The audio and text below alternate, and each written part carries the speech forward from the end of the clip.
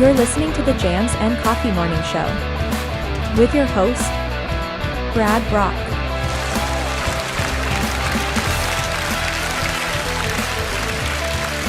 Oh yeah, good morning, Jammers. Welcome to Jams and Coffee here in the morning. I'm your host, Brad Brock. And it's a beautiful day out there, Thursday morning. Brand new month that we're kicking into today. September already. My goodness, my goodness. Can you guys believe it? September 1st today in the year 2022. Cranking through this year and cranking through this hurricane season. We'll talk a little bit about that later on. But thank you so much for joining me here on YouTube or Facebook or on JNC Radio via the LIVE365 mobile app, which you can get anywhere you get your apps. Just get in there and search for JNC Radio and put us on in the car. Put us on while you put on your makeup or make your morning coffee. And then you don't have to see this beautiful face, but you can hear all the stuff that we have to talk about. And if you haven't already, be sure to smash the subscribe button over on our YouTube page or give us a like on our Facebook page as well. Thank you so much. Yeah, I guess before we jump into anything, we'll give you a little weather report for the weather here on the Treasure Coast in South Florida. This morning, the temperatures are running in the upper 70s to low 80s. I feel like a broken record over the last few weeks. Under partly cloudy skies and a dotted shower possible for the morning drive.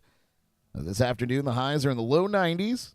Of course, the heat indices are in the triple digits again. There are some afternoon storms developing along the sea breeze that are moving west as per usual. And most of the rain should fizzle out by sunset.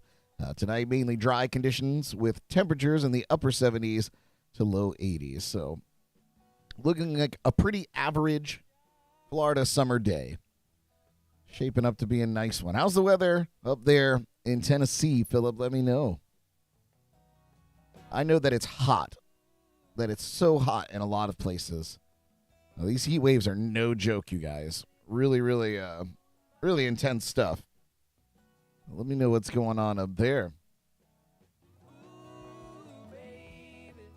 I guess before we jump into the recap of last night's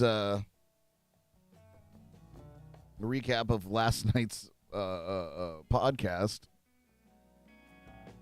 I guess we should talk about some of our national days. There's some interesting ones, some very how should I say it, geographical ones that are mainly for geography's sake. And this one is National Chicken Boy Day. If you don't know about Chicken Boy, I'm going to tell you.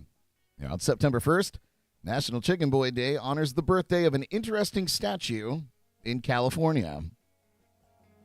You can celebrate his ceremonial birthday and learn more about this unique creation. Chicken Boy stands 22 feet tall and holds a bucket of chicken. The fiberglass statue of a boy with a chicken head could be seen along Route 66, and he's named after the former 1960s Chicken Boy restaurant. He's also known as the Statue of Liberty of Los Angeles. He joins other notable food characters such as Big Boy and Ronald McDonald.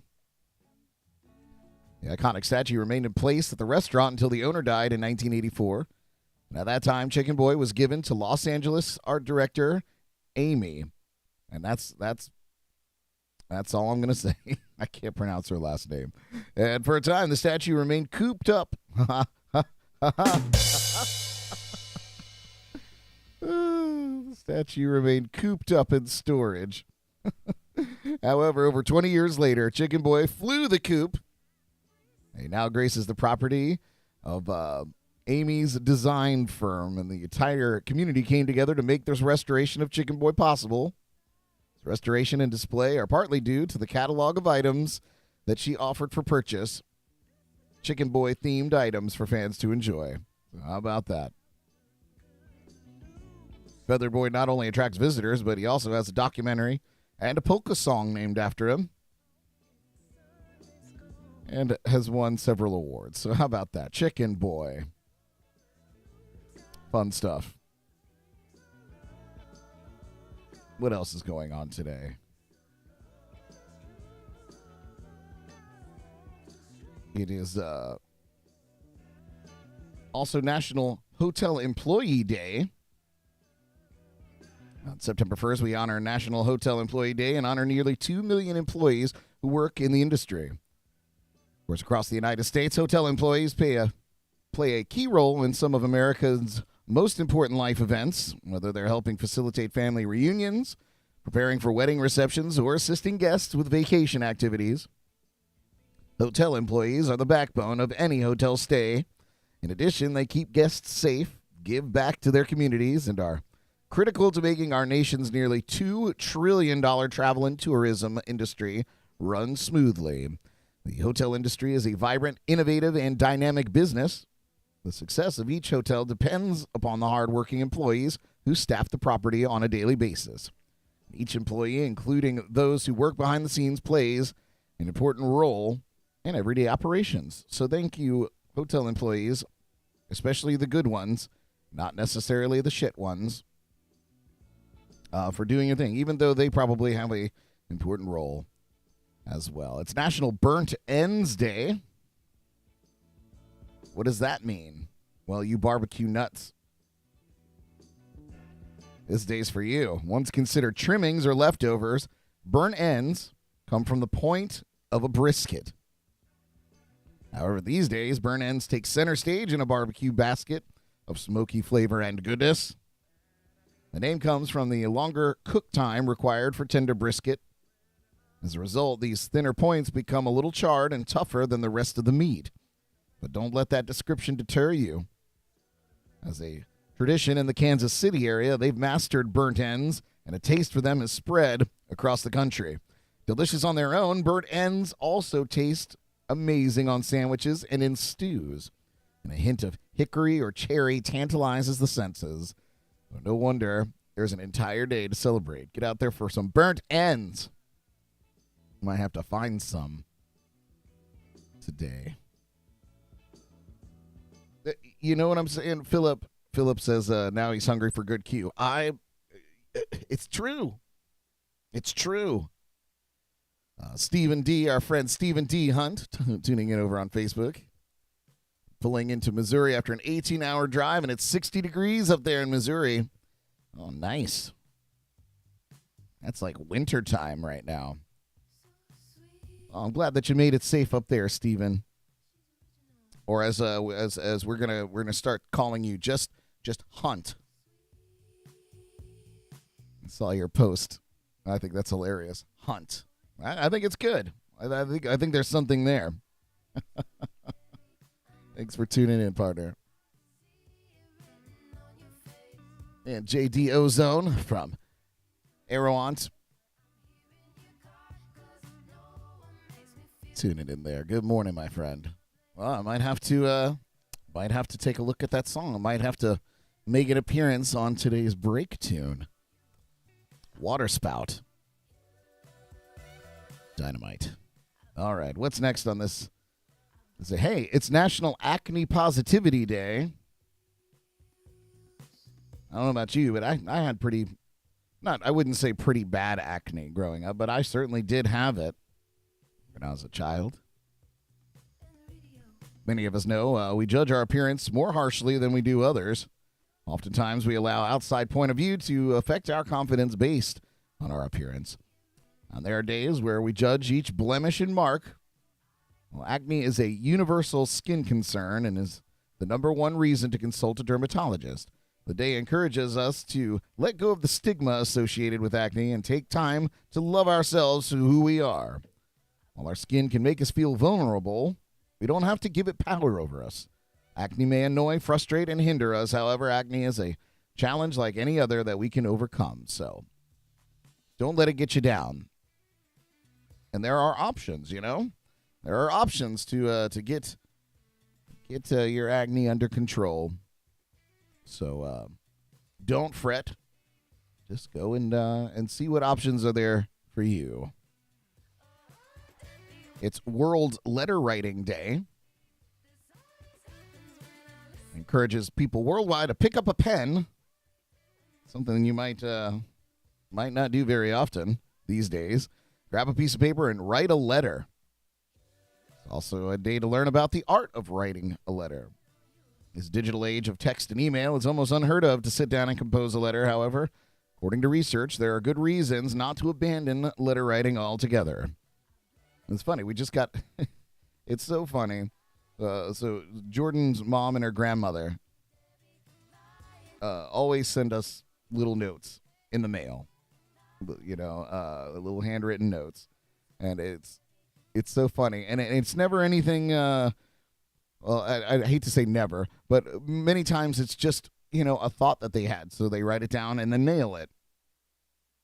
And I'm always, while I'm old school and I'm nostalgic and I love these types of things, I'm always wondering, it's like, this seems like it could have been quickly delivered in a text message, versus putting it in the post and sending it. But it is it's very nice to receive handwritten letters. I still enjoy it.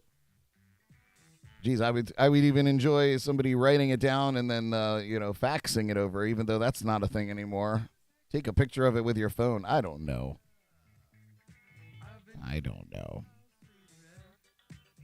But it does seem a bit more personal to read somebody's handwriting, albeit sometimes difficult.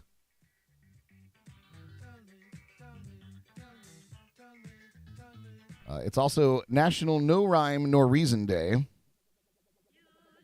Recognizes words that do not rhyme in any other words in the English language. So while September celebrates many random and capricious days, this observance focuses on specific words. Words that don't rhyme with any other words are called refractory rhymes. And poets reason that avoiding these words help keep their poetry consistent. However, refractory words only interrupt poems where rhyme and reason matter. A less fickle poet takes on these challenging words, toss out the rhyme, say farewell to meter, be whimsical and playful. The Jabberwocky never stopped Lewis Carroll. Dilly-dally in a world of mishmash and find a verse that fits the spirit of the day. Deliver an envelope full of words directly up the chimney. Tilt the accent one way and lilt it another until the word fits in fluttery ways. There's need be no reason nor rhyme for that matter. Not all poems do. And then again, you dive deep like Alexander Atkins did in 2014 and search a little bit harder for the perfect rhyme. Some unrhymable words in the English language include orange, month, silver, spirit, chimney, purple, woman, ninth, and pint. Some food for thought there. Try making a poem with all those unrhymable words. And there you go. Those are your national days. How about that? Funny stuff, guys. So a little recap of last night's podcast. If you caught it, God love you. If you didn't, go and watch it. It was crazy. Mike, thank you for tuning in. He said fun times last night. You have a great weekend as well, my friend. You guys, what a whack job show last night. So this is, we did the Pocky one chip challenge. I'm here this morning. I survived. I'm in good spirits. The challenge was surprisingly easy to overcome once you got through the beginning of it. Everybody was on board. Even Derek, who is so averse to spicy things. Like he'll, if he has salsa at all, it's the most mild version of salsa that you can have.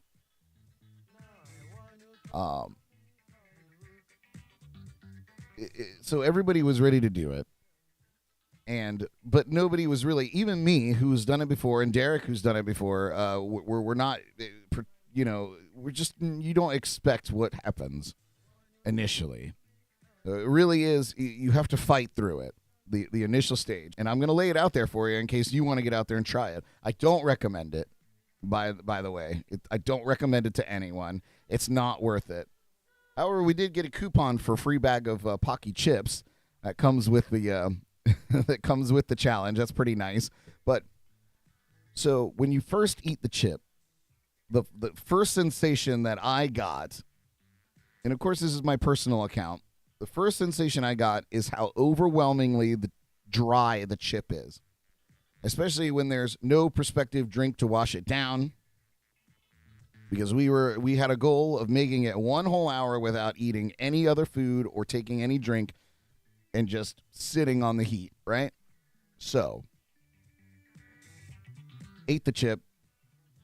Overwhelming dryness just engulfs the whole mouth. Like, just pepper everywhere. Unbelievable, right? So that's going on. And then you have to chew the chip and swallow it because you certainly don't want to just let it sit on your tongue for any amount of time. By the way, at this point, the spice is creeping in. It's hot. It's hot. And then you swallow it, and initially, everything in your body wants you to take a drink. But the timer was going, and we were ready to take on the challenge. And so the way that I planned it was that we would do that, and we would just keep plowing through the segments of the podcast last night, right? So that was the idea. So we did. Yeah, Derek, God love him, he lasted 30 seconds and was out the door to get rid of that. And he said later on, after the show, that if he didn't do that, he was going to upchuck everywhere. And I was like, well, good on you. We didn't need that. So he took off out the door, and he was done. I thought for sure that Jordan was going to be the next to go. She's usually, when we did the Death Nut Challenge, she was out the door as well when we got to the hottest one. And I thought for sure that she was going to bail, but she didn't. And Ellie is like an X Factor. You can never tell whether she's going to be totally in on a challenge or be like, nope, not doing it. That was apparent back when we did the bug eating challenge. And she completely bailed on it. Completely. And, whatever. I'm never going to push anybody to do something they don't want to do. Very hard. But yeah, she totally bailed on it. But she was all in on it last night for the Pocky One Chip Challenge. So we did it. And we got through the Name That Tune segment, which probably was the most hilarious segment that we've ever done. And that was a challenge. I couldn't see. My glasses were fogging up. My eyes were watering. I had to take my glasses off. I'm blind, so I couldn't even see the screen where all my clues and my notes were. So I was blind, trying to read, trying to wipe my eye without touching it with my fingers in case there was some contamination. It really, really, it was a desperate moment. But then something magical happened. The heat started to subside. Things started to go back to normal. And we made it the whole hour. We crushed it. We made it the whole hour, you guys.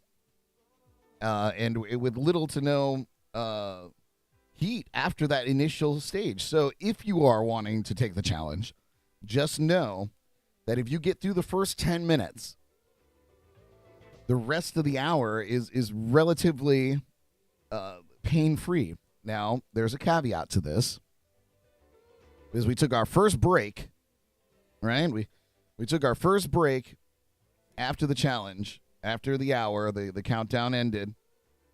And what was going on in my stomach was almost unbearable. Usually we only take a song off, and then we come back and finish up. But in this case, I think 3 songs played. Because I was I think I drank 3 huge cups of water. And then I was trying to compose myself, but my stomach hurt so bad I was doubled over. And so I drank more water. Mind you, the best option. But it takes a little time for the water to get down there and start diluting all of the things that are going on. So there was probably a 8-minute window where I thought I was going to die. That was, for me, worse than actually eating the chip. Was that stomach ache that happened right at the end of the challenge. It was horrible. You know, and Philip said, milk to cool the burn. I wanted it so bad. But I also knew I didn't want to pour milk on my stomach ache. I knew that water was the only thing that was going to fix this. So I drank so much water. And it did. By the time I got back in the seat here last night after that break, the only break we took last night, by the way, everything had kind of settled down. It was good. I will be honest, my stomach doesn't feel 100% this morning, but much better than initial. So be prepared for that as well, because it gets a little chaotic down there in the tummy after putting something like that down there. But we crushed the challenge. I'm so stoked. I can't wait to reach out to Pocky and send him a video clip of us crushing it. And it's going to be great. We'll see what they have to say about it. But yeah, so to recap or to summarize, I do not recommend this at all. I do not recommend taking this challenge. It's not for the faint of heart. Derek will attest to, not that he has a faint heart, but he has a faint palate when it comes to spicy. I would not recommend it. I highly do not recommend it. It's really not worth it. It was fun for us because we got to entertain all of you. But it's nonsense. It's not a fun party trick at all. So, yeah. The Pocky One Chip Challenge. We crushed it. And you can check out, I will be re-uploading that episode, cleaned up with better audio.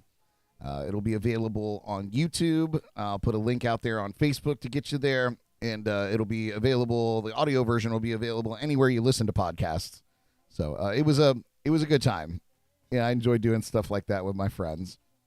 But I would not recommend doing it again.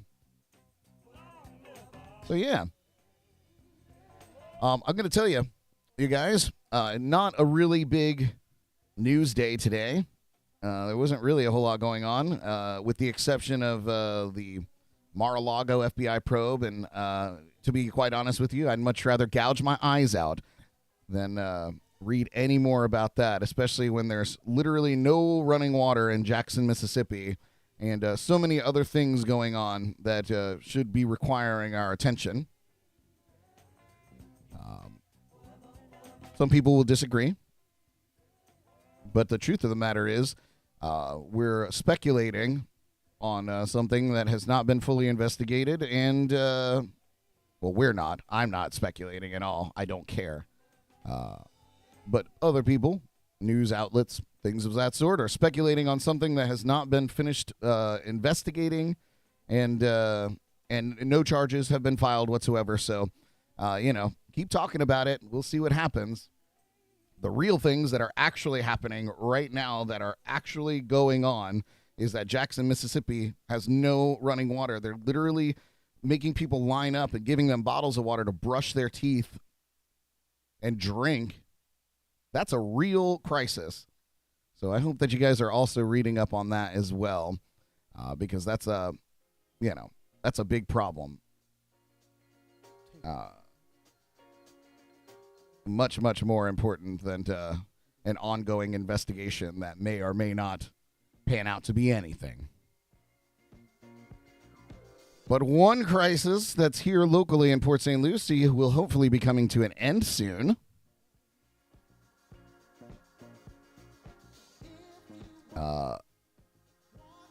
and that is we have a new trash system. We have a new trash company here in Port St. Lucie that will begin collecting on Monday. However, rumor has it that some of the trucks will be running today to try to kind of make a dent in what was left over by Waste Pro. We've been waiting for this, you guys, for months. Trash collection here in Port St. Lucie has been a huge problem. So this article kind of outlines that a little bit. So on Monday, a Monday morning in the quaint village walk of Wellington, of the Wellington neighborhood, just 50 miles south of here, a shiny new white garbage truck seamlessly hoisted hundreds of trash cans filled with uneaten leftovers and other garbage into its gaping pit. It was a scene many residents here have not seen for weeks since Waste Pro continued to struggle to collect trash on time, if at all. Side note, while we have not gotten regular trash collection in our neighborhood here in Port St. Lucie, we've never had weeks go by where our trash has just sat out. They have come, they have picked it up, so we haven't had a problem here in this neighborhood. That's not the case for some places, but, I don't have a personal foot to stand on because they have at least come. Clearly behind, they don't make their days, but they will come the day after, or the day after that. They have made it right, so I can't be that mad. But that's all going to change beginning of next week, marking an end to maggot-infested garbage cans and curbside rodent frenzies as FCC Environmental Services, a 122-year-old international company headquartered in Madrid, replaces Waste Pro, which has been the city's contracted hauler since 2006. It's a really long tie to cut there. Over the last 3 years, thousands of local customers have filed complaints against Waste Pro, many feeling their grievances went unanswered. And tensions hit a high about 1 year ago when the city sued Waste Pro for poor performance, then selected FCC as its new hauler about 8 months later for $34.5 million. Missed collections, however, continue to be a problem. It's been 3 months since the city suspended recycling to help Waste Pro catch up on garbage collections. But pickups remain 2 to 3 weeks behind, according to city manager Russ Blackburn. Now, FCC's 81,000 new residential customers and 1,300 new commercial customers can look forward to improved service. At the same time, however, they'll see a slew of changes, the largest being a 50% cut in curbside trash collections and a nearly 50% rate hike. Will it be worth it? We'll find out. Customers, though, will receive a one-time credit of $36 in the coming year. Make sure you put that to good use. But I digress. That's actually a very nice thing that they didn't have to do. But you'll get that $36 credit, providing that the service is superior. Other changes will include limiting yard waste collection to weekly rather than unlimited pickups, and 4 cubic yards of yard. What a weird way to word that. And limiting it to 4 cubic yards of yard waste, which is roughly the size of a 10 to 12 foot conference table. Monthly rather than weekly bulky waste collection of less than 2 cubic yards. For months, Blackburn and local leaders have been trying to ease residents' qualms about replacing the city's hauler. He said, "No vendor is perfect, but we've heard really positive things overall about FCC. They will actually start work today here in Port St. Lucie, even though its contract begins on Monday, to begin catching up, as I mentioned, on Waste Pro's backlog of trash that's overflowed from bins and has accumulated along the curbs." Scheduled route pickups begin Monday, even though it's a holiday, which is nice of them also. Likely will take a full 30 days allotted under FCC's contract to eliminate the backlog, Sandora said. Beginning Monday, FCC's 109-person workforce here will deploy 17 trucks for trash pickup, 15 for recycling, 10 for combined yard and bulk waste, and 2 solely for yard waste, and 4 only for bulk waste. Additionally, the city will continue to use the 6 trucks it's leased in June to help with collection during the transition period. Catching up on missed homes, ensuring people are properly recycling again, and getting drivers adjusted to their routes will be some of FCC's challenges during the first 6 months of operation. And that's, of course, according to Blackburn and Sandora. So relief is coming. Trash relief is coming here to Port St. Lucie. And I'm stoked about it. It seems weird to be stoked about trash collection, but you know, something's got to give. You know, contrary to what some people might say, I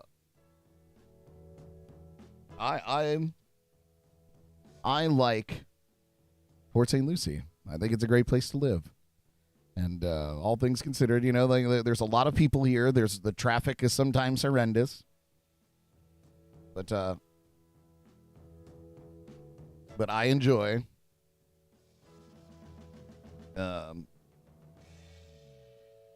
living here.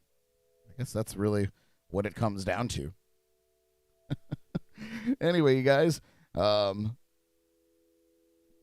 question for you. Do you have a member of your family that perhaps likes to tell tall tales?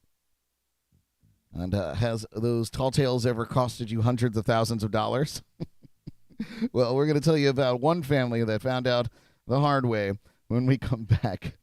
Here's one from the band Arrowant, and this is Waterspout. You're listening to Jams and Coffee in the Morning. We'll be right back.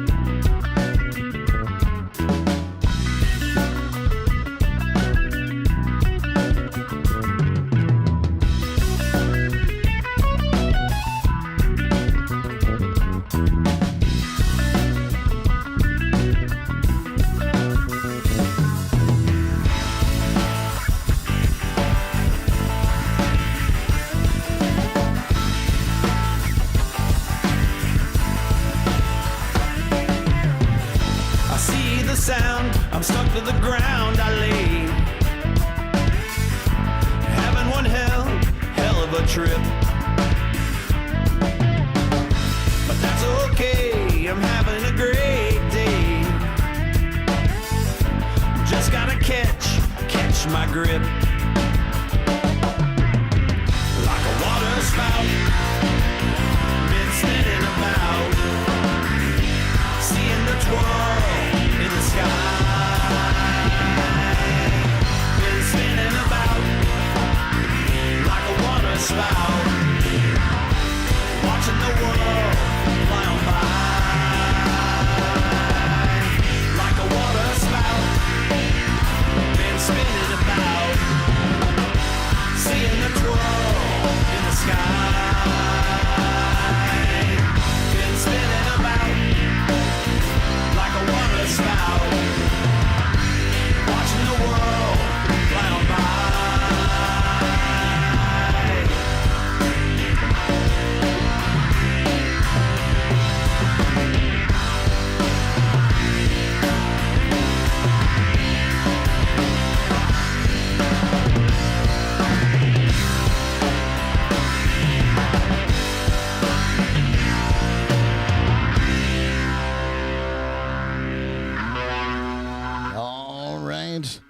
That's Erewhon with Waterspout from their latest effort, Dragon. Available anywhere you get your music from. That was from Spotify, in fact.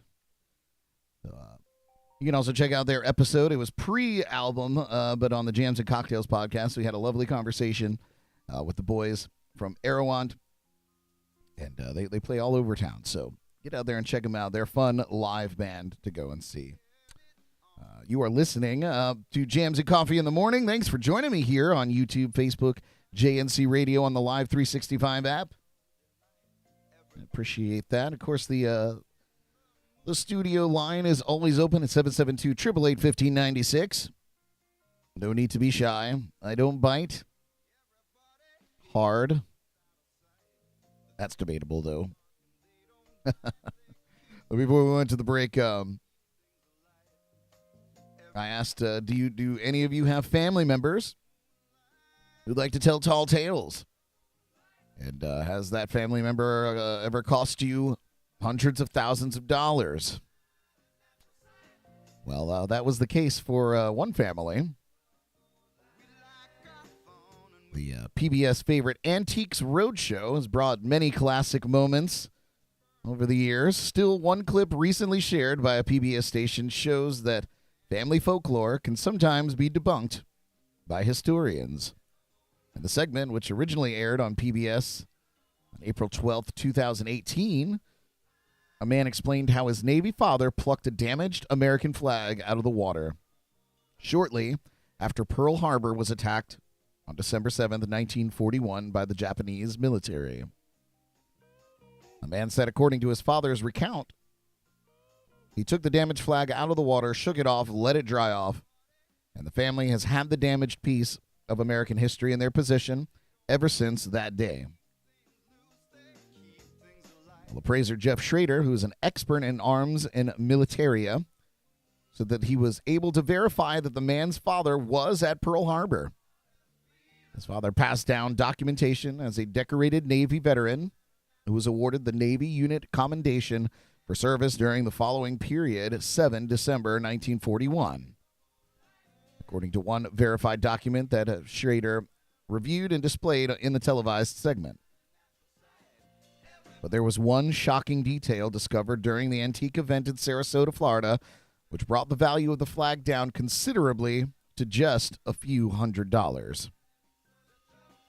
The flag's manufacturer date was stamped with 44, meaning it was made in 1944, which, of course, is around 3 years after the attack on Pearl Harbor. Schrader said the revelation wasn't meant to cast dispersion on his father. No, it was comedian and actor Andy Richter, best known as the sidekick on the Conan O'Brien Show, who highlighted the comedic moment in the clip, which was shared by Boston PBS station WGBH. Richter mentioned jokingly that he's an aficionado of Family Lies and Liars, saying he enjoyed the segment. While the flag is still an important piece of World War I and World War II history, had its value dropped from hundreds of thousands of dollars to somewhere between $300 and $500. So that's according to Schrader. So that's quite a dump. And with that being said, shame on the family. Why are you getting rid of this family heirloom that was passed down to you? Oh, Dad's dead, so let's sell all of his World War II memorabilia. I don't know. That doesn't sit well with me on that family. You ruined the legacy. You should have just kept that on display in your home,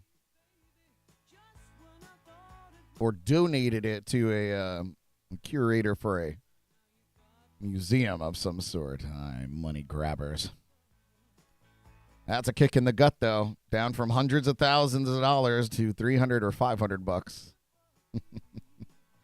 Oh, what are you gonna do? Kind of had a sad story. For any country music fans out there, apparently, country music singer Luke Bell was found dead at just 32 years old.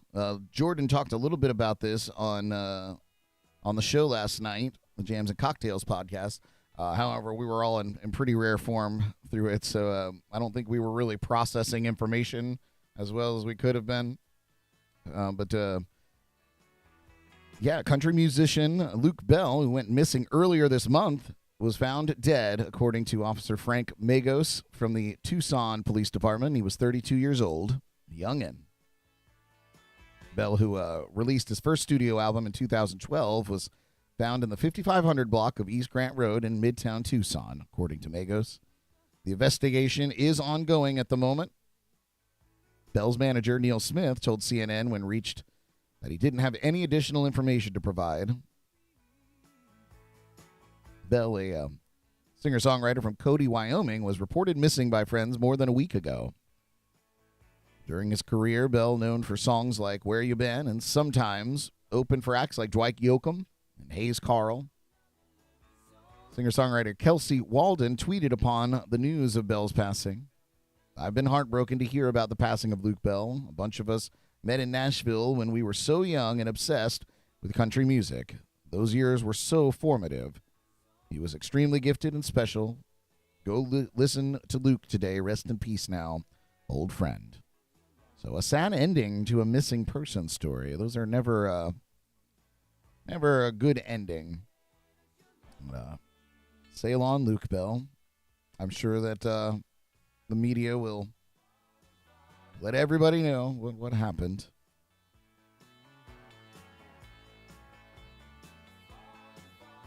Sad stuff.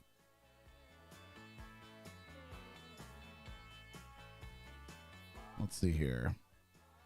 Interesting weather story. And I can't help but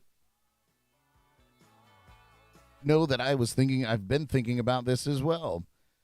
And the truth is it's been quiet. A little too quiet. It's Atlantic hurricane season. Meteorologists and residents of storm-prone areas whisper almost as if not to tempt fate. A record-tying inactive August is drawing to a close. And in fact, today has drawn to a close. And no storms have formed, even though it is peak hurricane season, and all experts' preseason forecasts warned of an above-normal season. Right, Paul? Nearly all the factors that meteorologists look for in a busy season are there. Warm ocean water for fuel? Check. Not a lot of wind shear that decapitates storms? Check. La Nina? The natural cooling of the central Pacific that changes weather patterns worldwide and increases Atlantic storm activity? Check. Yet zero storms formed. Surprised experts point to unusual persistent dry air and a few other factors, but each time they and computer simulations think something is brewing, nothing comes of it. It has been surprisingly and freakishly quiet in the Atlantic, says Brian McNulty of University of Miami Hurricane Research, pointing out that weak tropical storm Colin fizzled out on July 2nd and there's been nothing since. It'll be the first time since 1941 that the Atlantic has gone from July 3rd to the end of August with no named storms. Since 1950, only 1997 and 1961 had no named storms in August, and in 1961 then went hyperactive in September, including the deadly Carla. Lake Charles, Louisiana, one of the more weather-battered cities in the past decade. Residents have noticed how quiet the hurricane season is so far, and it's almost testing fate to bring it up, says Mayor Nick Hunter. From August 2020 to August 2021, the city was hammered by two hurricanes, the Laura and Delta, only 6 weeks apart, and a deep freeze and spring flooding. Residents still have blue tarps on their roofs.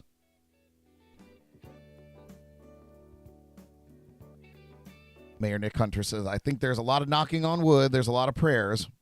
Till the season is over, I don't think anybody's going to have sighs of relief.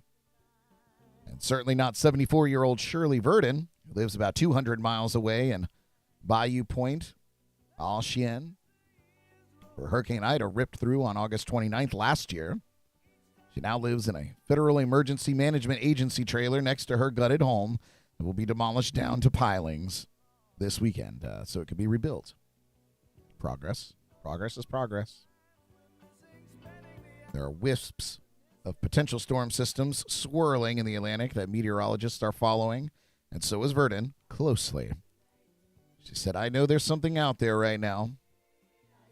The National Hurricane Center is watching 3 thunderstorm systems in the Atlantic and gives them all at least a 50% chance of becoming named tropical storms, with one of them likely sounding 80%. The Colorado State's Klotzbach has seen this before this year and isn't counting on them. Just late last week, a computer forecast models predicted 3, maybe 4 storms forming, including one becoming a major hurricane with winds of more than 110 miles per hour. And nothing.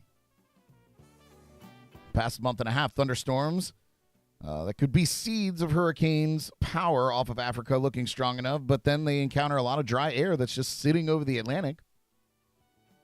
That's according to Kristen Corbisiero from the University of Albany Atmospheric. She's an atmospheric scientist. She said the dry air has really been the main thing that's been stopping storms from really getting going. Relative humidity is about 15% below normal, and there's been Saharan dust out there making it even drier. A dry air does a couple of things. Those thunderstorms become more potent and get their energy as warm, moist air rises off the ocean. The ocean is warm enough, but the dry air causes that water to evaporate, cool, and go down, not up. The dry air also helps create crosswinds about 2 miles up that can really do damage to a storm trying to form. Matthew Rosencrans, the National Oceanic and Atmospheric Administration's lead hurricane outlook forecaster, said he sees signs that dry air is ending and normal moisture will be returning, which could mean more storms. Rosencrans also says crosswinds at other heights, especially in the Caribbean and Gulf of Mexico, were a factor in dampening storm activity until now. Other factors include a patch of sinking air over the Atlantic, a poorly located high-pressure system, and connected to the European heat wave and dust. It's been weird in the tropics, too, but in a different way. Before this year, the North Indian Ocean has had only 1 named storm in August, and this year there are 2. And in the Pacific, Super Typhoon Hinamanor is not only the most powerful storm on Earth this year, but it's moving southwest when these types of storms usually move west to east. There's some odd stuff going on. But in the Atlantic, there's nothing really going on, and victims of past year's storms don't want to jinx it. Knock on wood. Wouldn't it be wonderful? Louisiana resident Thomas Halko asked about the weather, or asked about whether the so far quiet hurricane season will continue. Halko lives in southeastern Louisiana, Jefferson Parish, an area hammered by Hurricane Ida last year. House on his property shifted clear off its foundation and had to be demolished as well. We made it through the week, and it looks like we're in relatively good shape for the next 5 days or so, he said of the upcoming weather report. It's hard to appreciate the quiet when he feels a nervous anticipation of doom, thinking about what's going on this hurricane season. There's this foreboding that really won't go away, he said. For those of you in the know, hurricane season peaks around September 10th and stretches through November 30th. It's important to remember the lessons of Hurricane Andrew, which devastated South Florida and Louisiana in an otherwise quiet year. According to Jamie Rome in an email, of course, he's the National Hurricane Center acting director. It only takes one landfalling hurricane to make it a bad season for you, and we still have many months to go in hurricane season. So stay vigilant, but enjoy the fact that it's relatively quiet out there, giving some of the people in the storm-battered areas a chance to actually rebuild. Bigger, stronger, hopefully able to withstand another blow like the one before.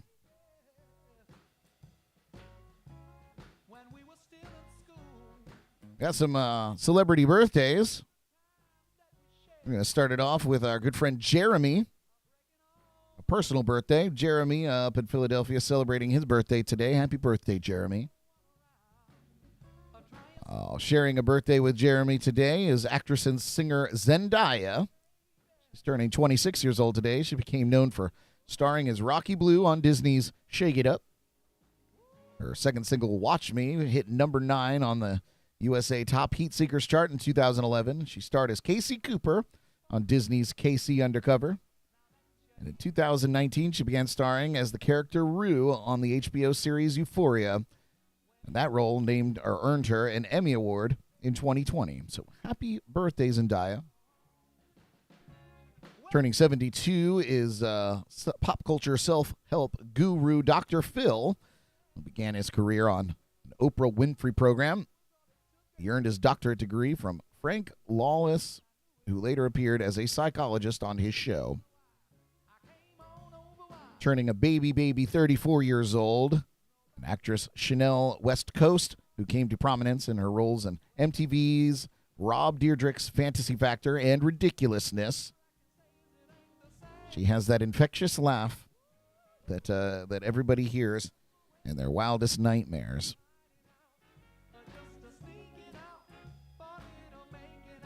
Turning 65 years old, Latin pop singer Gloria Estefan, who was my boss for quite a few years, working at one of her resorts as an entertainer. She sold more than 100 million records over the course of her career, and she has released many #1 hits, including Don't Want to Lose Ya. Happy birthday, Gloria. Turning 76 years old, leader of the Bee Gees, Barry Gibb. Of course, he formed the disco and psychedelic rock band The Bee Gees with his brothers Robin and Maurice. The group released such hits as Stayin' Alive and How Deep Is Your Love. Barry Gibb, 76 years old. Guy's a legend. I was just talking with some folks about Barry Gibb recently, and just the body of work that he has is so far extending beyond the Bee Gees. You know, of course, scoring the soundtrack for Grease is one of the many accolades that he gets to enjoy. An absolute genius. Heartbreaking that his brothers are gone, but glad that Barry's still with us and still creating wonderful music. Happy birthday, Barry. And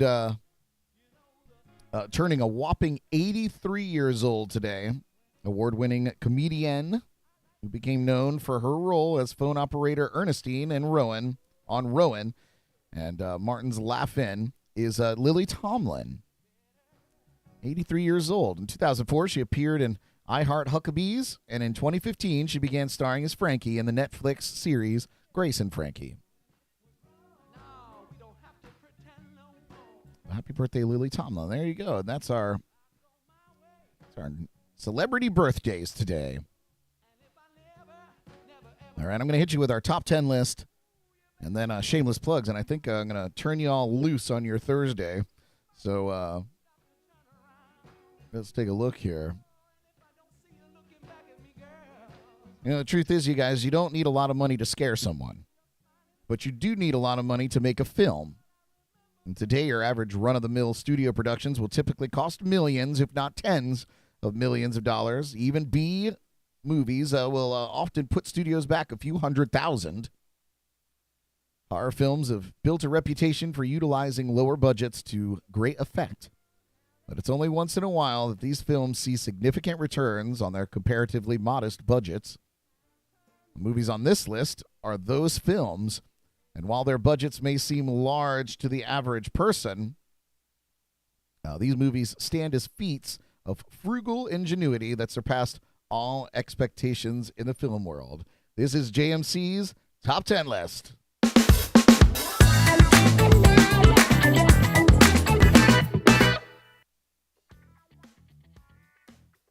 All right, here we go. Number 10 on this list, from 1968.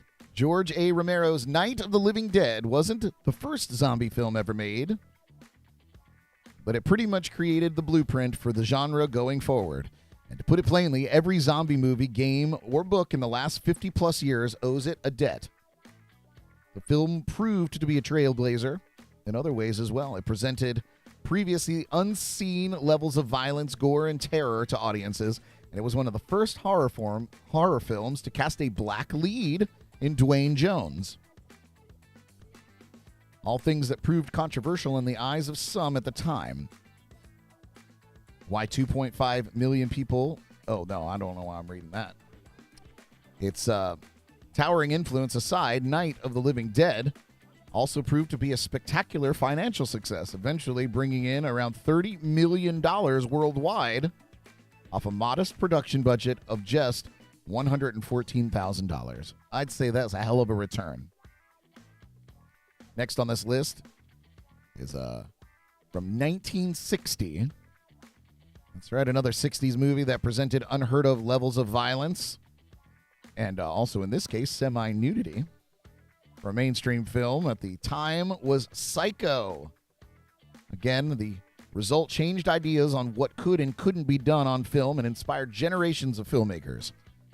45-second shower scene pushed the censorship boundaries of the films from that age, as well as the audience's limits.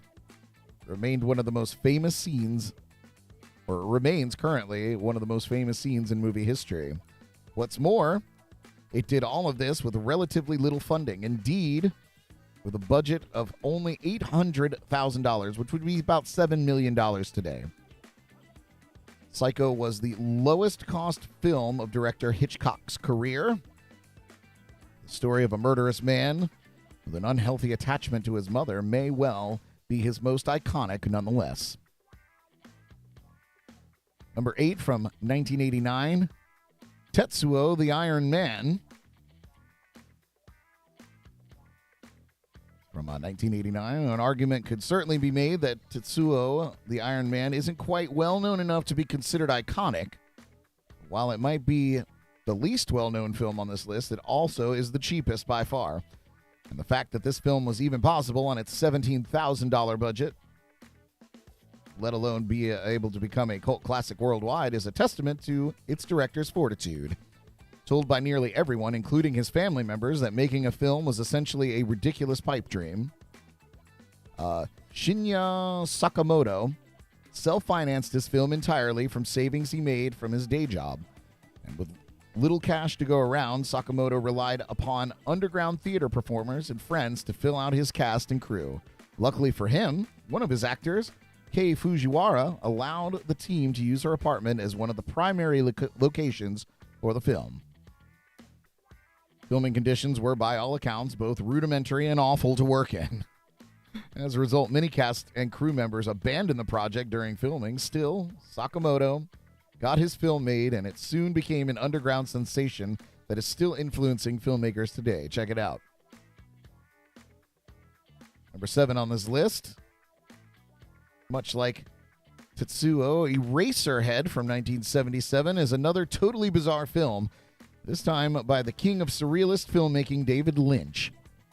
While he might be an icon of the film industry today, Lynch didn't have the easiest time getting his horror film made back in the 1970s, which had an initial budget of less than $100,000. His problems allegedly began due to backers' confusion regarding what exactly they were funding. And that's because Lynch's original script for Eraserhead was only 21 pages long, leaving investors assuming the project would be a short 20-minute film. As a result, Lynch soon found himself constantly running out of money during filming, and things got progressively worse for him when he split from his wife and effectively became homeless.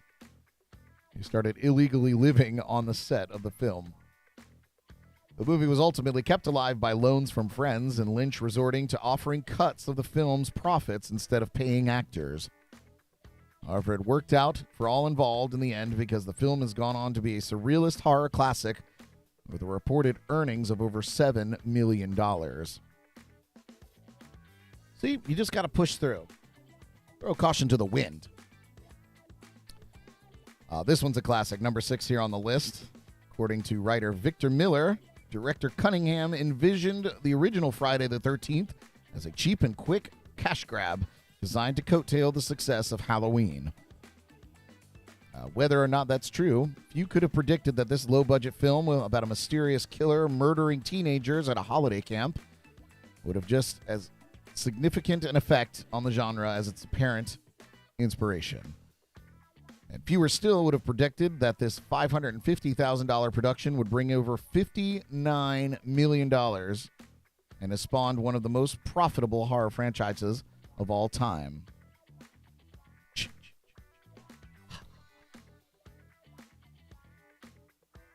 Right?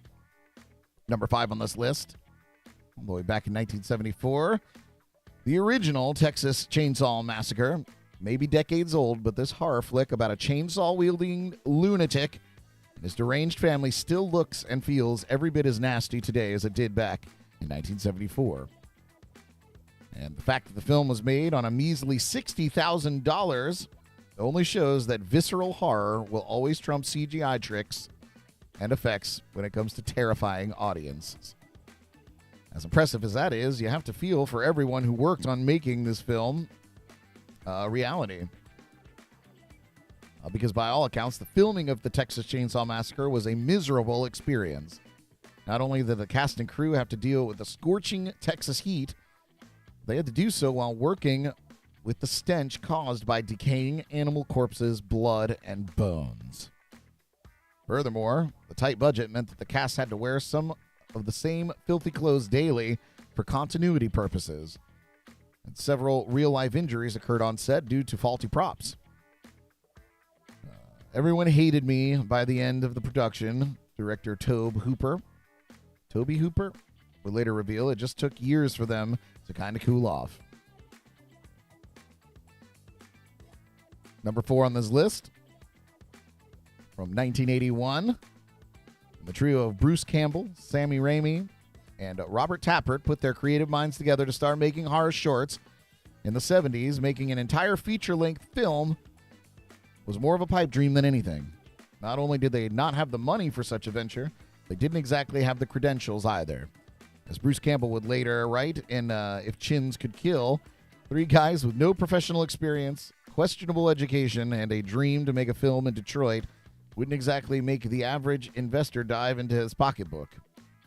However, after filming a $1,600 short film titled Within the Woods as a proof of concept, the trio set about making their pipe dream a reality, screening the short anywhere that would show it, including the soap aisle of a local supermarket, to attract investors.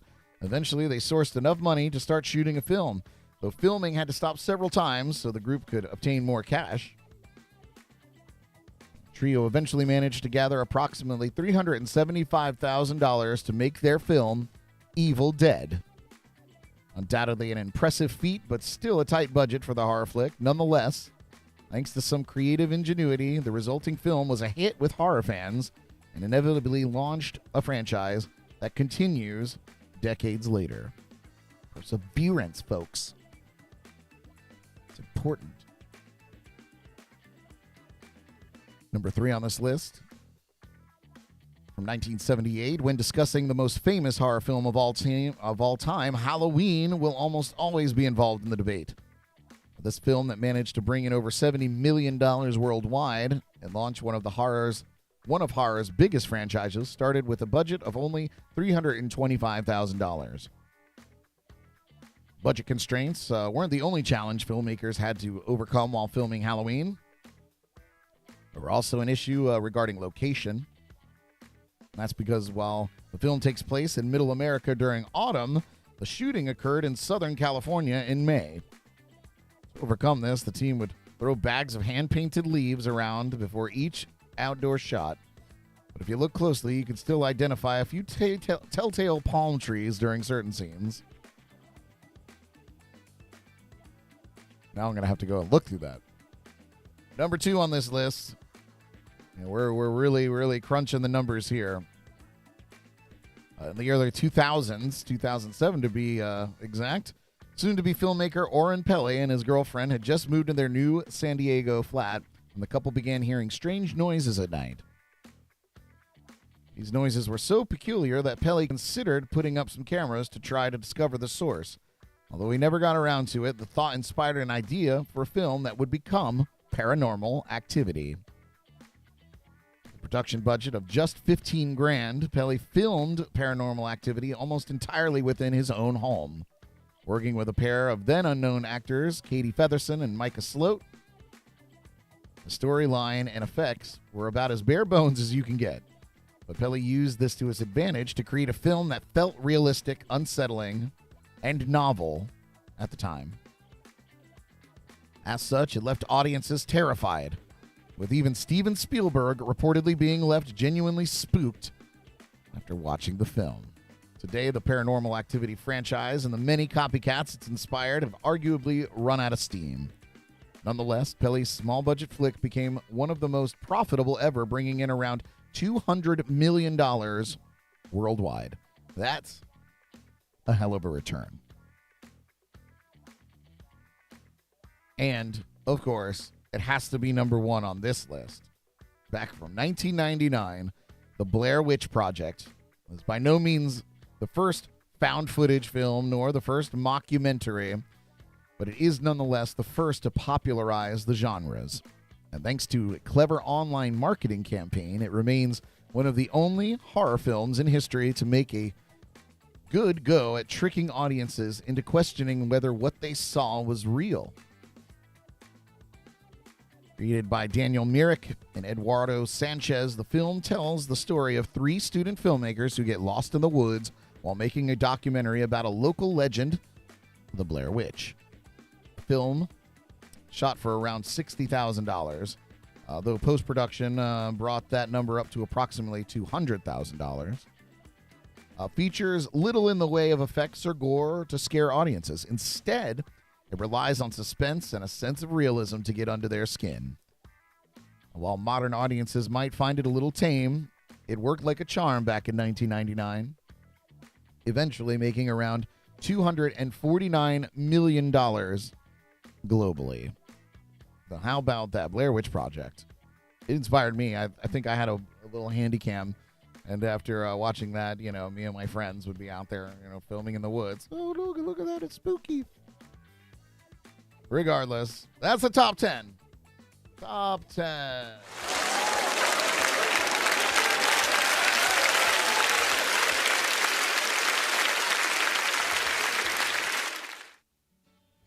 All right. Hey, I got some shameless plugs for you, and then I'm going to let you get on with your day.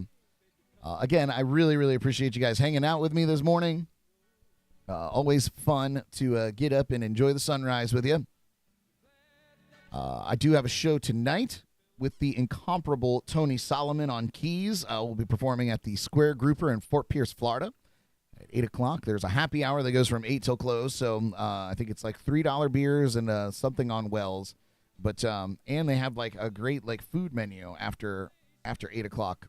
I think it's like $5 sliders, chicken finger, you name it. It's all bar food, but hey, you know, if you're on a budget, come and see me. It's free to get in. You got to be 21 and over, though. But come in, and we'll see you tonight. Tony's a great performer. I always have a great time playing music with him, so it's going to be a good time. Of course, if you didn't catch the Jams and Cocktails podcast last night, don't fear. This afternoon, the edited re-upload will be up for you to enjoy on YouTube. Sometimes it's much more fun. The audio is definitely better once I run a couple edits on it. And so that's a great time. Check that out. Be sure to subscribe to our channel there on YouTube and like our videos. You know, you can just go through and just like them all. That would be great. That'd be awesome, too. Give us some likes.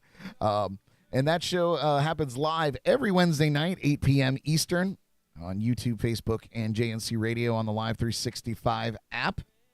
Speaking of, if you love radio but you hate, regular terrestrial radio, check out our radio station, JNC Radio.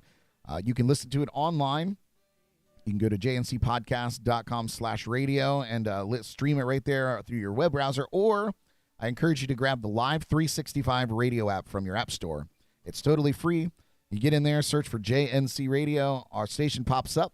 Add it to your favorites. Listen to it. Love it. Hear this show. Hear great music, including great local music all day. And, of course, our podcast on Wednesday nights.